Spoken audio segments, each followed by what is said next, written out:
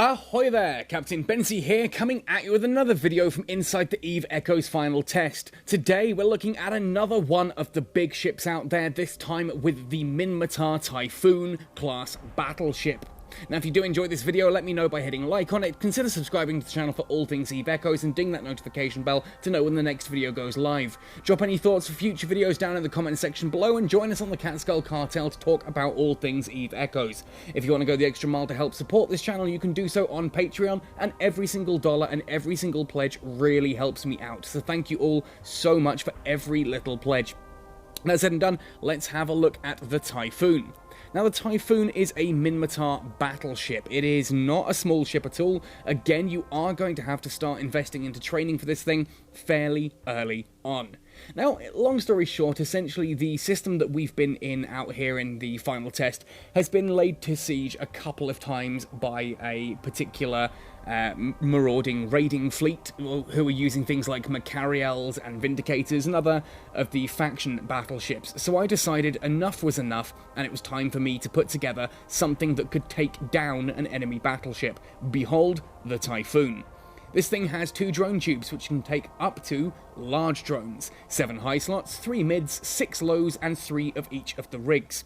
Now for each skill you have in large missile torpedo operation, you'll gain 5% damage, so that's up to 25%, a reduction of 4% activation time, so it fires faster, 20%, so 25% increased damage, 20% reduced activation time, just means you shoot faster. That's a big DPS increase there for that skill, and 5 extra % on velocity as well, which means you are better at hitting those slightly smaller targets. The explosion fills up faster. Now for every skill that you have in Battleship Command, you will also get a 5% increase to scan resolution. Scan resolution is how quickly you can lock onto targets, which on battleships is always a nice thing to have because they can take an awful long time. Now, as for its basic stats here, you'll see it's got a decent overall defense, flight velocity and warp speed are typically battleship slow, massive power grid output, huge capacitors, and a fairly sizable cargo hold. Now if we look at its stats here on defense, I've got it all the way up to 60,291. The vast majority of that is shields. I don't worry too much about tanking this thing because I'm at a far enough range that anyone else in the fleet is going to be doing that for me, but I do have a couple of options in there, as you'll see in a moment. Offensive DPS is currently sitting at around the 714.80 with the missiles, and if they come into drone range with the medium drones I've got in there at the moment, that's an additional 29.38 for a total of 744.17. Now ultimately, most of the time, those drones are actually going to be mediums or smalls just to deal with anything small that happens to get close. Frigates, destroyers, maybe some cruisers, that kind of thing. The larger stuff like battleships and battlecruisers, I'm going to be firing my missiles at. Now for that, I've gone for Mark 9 large missile launchers. These things have a fairly hefty DPS at 102, single hit damage there is ideally 1,135, with a missile range baked in of 76-65. 77 kilometers nearly is a pretty solid range. Activation time, explosion velocity, explosion radius, these are pretty decent, like, missile launches. I'm not going to lie, they're Mark 9s, they're kind of what you'd expect on a battleship. They hit hard, and they do a real big dent if and when they do hit.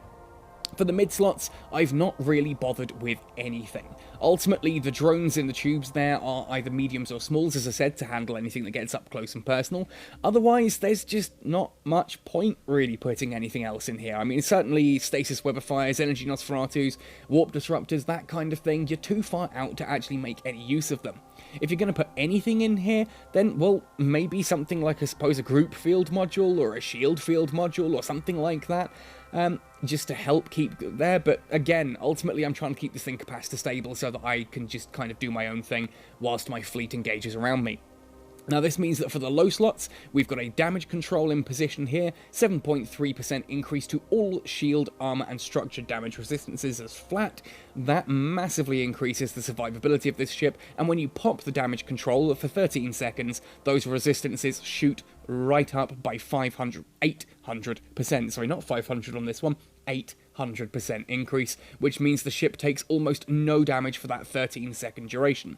Now, of course, just to help with that as well, I've also popped on a Mark 9 large shield extender. This gives me an additional 3,858 shield, and when I activate it, gives me 3,857 additional on top of that. Again, if you think you're about to start taking some damage, I would pop the shield extender and the damage control on, and I'm just going to take no actual damage to anything on the ship itself before whatever it is hitting me is destroyed.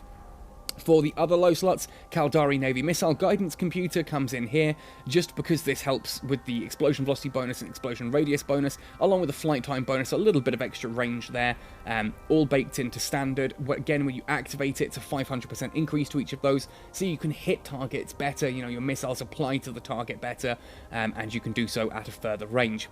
Other than those, I've got 3 of the Mark 9 ballistic control systems in place as well. These are slightly similar to the guidance computers, but they're built more around flat damage. It's a straight 5% damage increase for having this thing equipped cold, but it gets an additional damage bonus when activated, along with much faster activation time as well. This is just a way to basically kick things up a notch. Now for rigs, I've gone straight in with a bayloading accelerator, which is faster activation time, just means we shoot faster. A warhead califaction catalyst for a flat damage bonus, always a nice thing to have, and a warhead rigger catalyst for the explosion radius bonus, so I can hit things at a better, I can hit the smaller targets and apply the damage more accurately. In the low slots, I've currently gone for a warp core optimizer, just because I don't want to be locked down into position, basically. You're going to need a warp jammer of at least strength 3 to be able to deal with me here. That's an important little point there. Now, looking at this as well, obviously, as I said, I've gone for Mark 9 large missile launchers, but because I'm using this as an anti-battleship platform. If I scroll right the way down my high slot list, I really need to tidy this up, you could also fit in something like Mark 9 large rapid missile launchers, which are basically, for want of a better term, they're medium missiles, but put onto a battleship. So ultimately here, you can see it's much shorter range at 27.95. The damage is similar. In fact, if I put these on, it's a similar DPS overall if I put all of these onto the Typhoon. Although it does massively shorten the range, but it does mean I am significantly better against small and medium style ships that otherwise I'm going to struggle with. The build I've gone for here is very much a battleship and battle cruiser hunter. If I went for the rapids, I'd be going more for cruisers, maybe even destroyers. Still be able to hit the battleships, but ultimately just don't do quite as much damage to them as this particular build does. And this is great fun. We've already hit the guy a couple of times. One of these guys appeared in a Vindicator, started to sort of throw some smack talk around. I undocked in this in about 3 salvos, got rid of his shields and took him down to about half of his armor, at which point he warped away with his tail between his legs, gave us a little bit more smack talk, and has just been in and out since then, so we've kind of docked up and left him to it. Sadly, he hasn't come back into system. I was hoping I could undock and actually showcase this in action. That said, I will of course be looking out for if he does, and I will record then if we get anyone coming to system, and just to showcase how this deals against other battleships. In the meantime, though, as I said, that is where you would start with this particular one. When it comes to skills, of course, being a battleship command is always going to be useful. Down here, if we scroll right the way down, this just gives you extra inertia modifier reduction and extra velocity, helps you move around a bit more. It's a shield tank, so shield operation skills, battleship defense skills, always going to be nice just to get you that little bit more survivable. Although, in fairness, with the build I'm in currently, I'm far enough away that I'm not really getting hit, so it's not overly necessary. For weapons as well, this one is using missiles. I've had to train into the large missile torpedo operation there to get the bonuses on the ship. Also, alongside obviously just getting the 20% flat damage for having this at level 5 with reduced explosion radius as well. I do actually need to sit down and do a video on exactly how missiles work, what I mean when I talk about things like application. I know a lot of you guys are old hats in EVE Online, and I'm hoping some of the others of you will get the gist as well, but I will actually do a video at some point talking about exactly how that all works. Anyway, for now, I am going to swap over to something else. I'm going to pause this video. I'm going to come back if we get an opportunity to showcase this in action.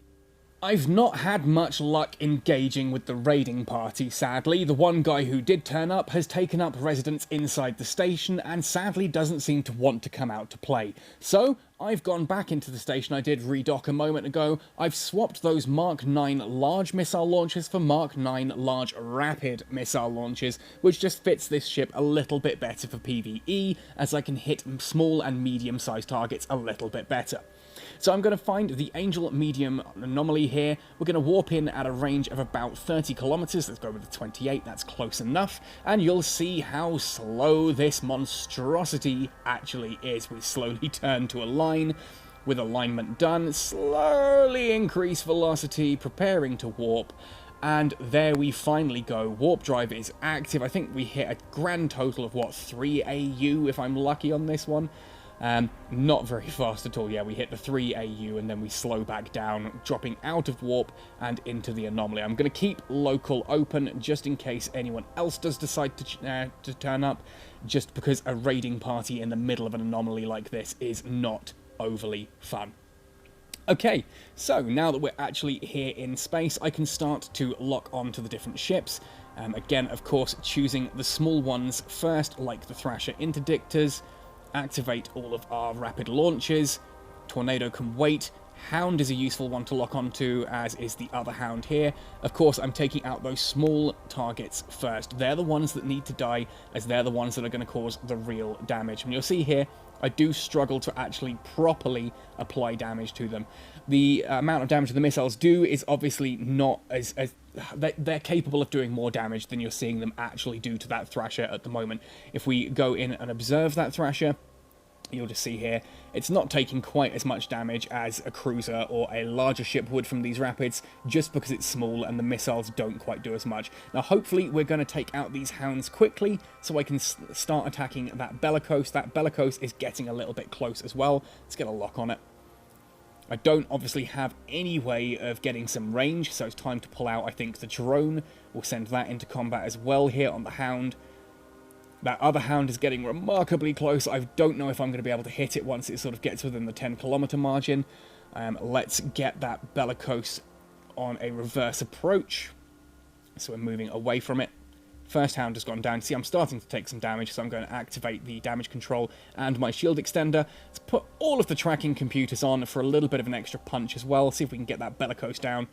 You can see the damage that the thing is now taking. It's a lot higher. There's like 1,900 coming out rather than just 700 damage. That's because these bigger missiles are able to apply their damage better to a bigger target like the Bellicose. So again, you see there goes the Bellicose. Let's move across to the Hound, and you'll see that the damage numbers are a lot smaller, just because the missiles are too big to effectively damage them. There we are, only 547 damage per hit. See what that was, 526.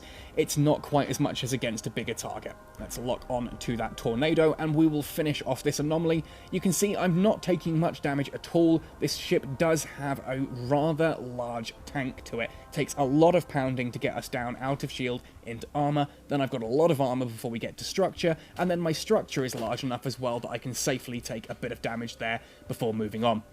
Now, see, against, there we are, so I was doing, what, 500, 700 against the Hound. Here, against the Tornado, those numbers are significantly higher. Every volley is doing, what, 2,196 there? That's, what, 4, if not 3-4 times as large as I was doing to the Hound, because those turrets can actually, sorry, those missiles can actually hit and do their damage. Now, as usual, at this late stage in the beta, I'm not really looting many of these. I'm just blowing stuff up for videos. I then let the Catskill Cartel guys know that there is a battlefield that needs looting, so that's what I'm going to do here. With that Tornado down, I'm not going to sit here on video and go through this entire anomaly. It is a rather large anomaly. There's a lot going on. What I am going to do is I'm going to activate the shield extender again now that it's there, just so I take a little bit less damage, whilst aligning back to station so that I can get there nice and quickly. I'm still wanting to keep an eye out for if this guy does decide to undock, just to give him a nice warm welcome with a missile to the face, because that's always great fun, and who doesn't love that? This is Eve, for crying out loud. Half the fun is in blowing up other people who don't say hello politely. It's like a handshake, really. Anyway, that does just about cover everything that I wanted to say to you all with the Typhoon. I love this ship. As far as battleships go, it is one of the sort of more versatile. You can use it for PvE and for PvP with very simple, just minor changes to its fit. Like there, you saw all I did was change from Mark 9 missile launchers to Mark 9 rapid missile launchers. Damage ultimately stayed the same, but I'm just able to apply to different targets differently. Anyway, that does wrap up everything I wanted to say, so thank you folks for watching all the way to the end of the video. Always really nice of you when you do so. Let me know your thoughts and opinions down in the comment section. Otherwise, happy sailing and see you in New Eden!